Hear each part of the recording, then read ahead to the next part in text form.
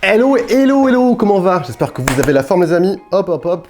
Aujourd'hui, rumeur concernant les smartphones Samsung. Alors, sur le segment des smartphones pliables, vous le savez, pour l'instant, Samsung est un peu le seul maître à bord, hein, le seul à sortir du lot.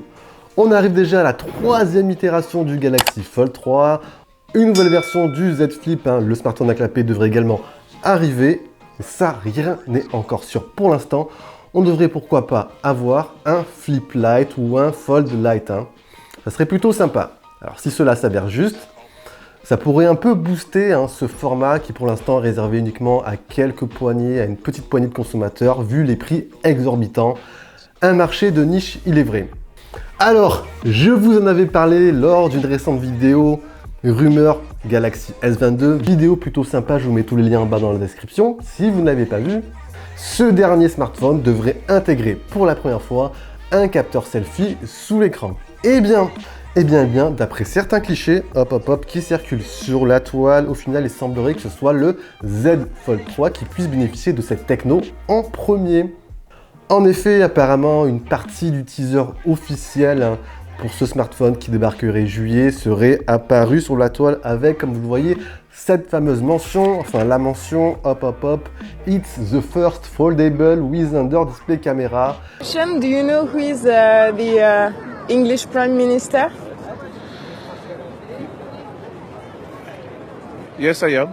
Excusez-moi pour mon anglais approximatif. Bon, traduit, le premier smartphone avec un capteur sous l'écran. Alors, si ces rumeurs s'annoncent officielles par la suite, hein, cela voudrait donc dire que Samsung maîtriserait enfin cette techno et il est fort à parier que les smartphones de l'an prochain, enfin tout du moins les smartphones haut de gamme, puissent enfin en bénéficier. C'est vrai que le petit capteur sur l'écran, hein, ça fait pas mal d'années que les constructeurs essaient de le supprimer, essaient de trouver des parades et franchement, ça serait vraiment un petit plus hein, pour le confort visuel. Dites-moi ce que vous en pensez vous. Second point important à mes yeux concernant ces rumeurs à noter, la compatibilité, la présence enfin d'un stylet S Pen. Vous savez, accessoire à la base réservé à la famille Galaxy Note et pour la première fois compatible cette année avec un smartphone de la famille Galaxy S, en l'occurrence le S21 Ultra. Alors, pour ma part, je le vois comme ceci.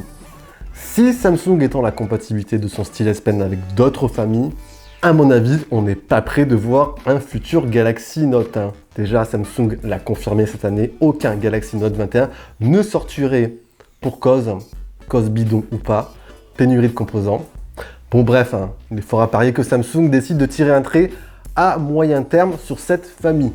Donc pour moi, ils sont voués tout simplement à disparaître.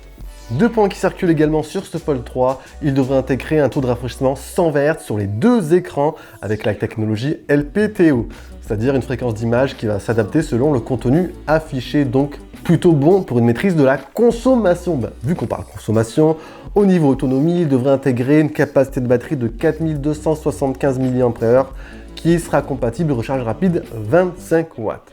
Dans la continuité ensuite, hein, on devrait normalement avoir le meilleur processeur du marché, Snapdragon 888, un renforcement de la charnière centrale, un verre beaucoup plus solide et niveau prix, si on suit la logique Samsung, on resterait sur des prix à peu près similaires à ceux de l'an dernier ou pourquoi pas un prix légèrement plus adouci.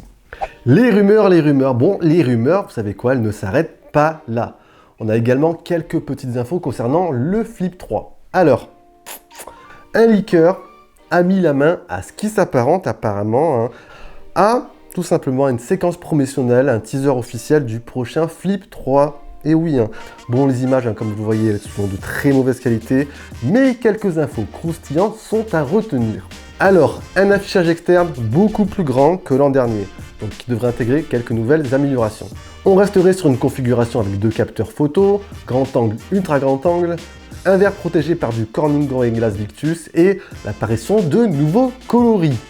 Pour l'heure, il est vrai qu'il ne s'agit que de fuites de rumeurs, hein, mais personnellement, mon petit doigt me dit que dans la majorité, elles seront à peu près plus ou moins justes. Hein. Les smartphones débarqueront pour le mois de juillet, donc d'ici là, peu de changements sont à prévoir. Personnellement, je trouve que Samsung évolue plutôt bien depuis le début d'année. Hein. Une maîtrise du côté hardware, PC, smartphone, processeur. On a l'un des écosystèmes les plus évolués. Vous avez l'interface One UI qui est simplement l'une des meilleures, voire la meilleure sur Android. Samsung renforce énormément aussi ses liens avec Windows, bref, de très belles avancées qui n'augurent que du très bon pour la suite. Et voilà les amis, on a fait un petit condensé de toutes les rumeurs concernant ces deux smartphones. Si vous avez un avis, n'oubliez pas d'envoyer tout ça en bas dans l'espace commentaire, des questions aussi. Si vous avez apprécié, on envoie le gros pouce bleu. On partage également cette vidéo très importante pour le référencement. On se dit surtout à la prochaine, prenez soin de vous. Allez, ciao ciao.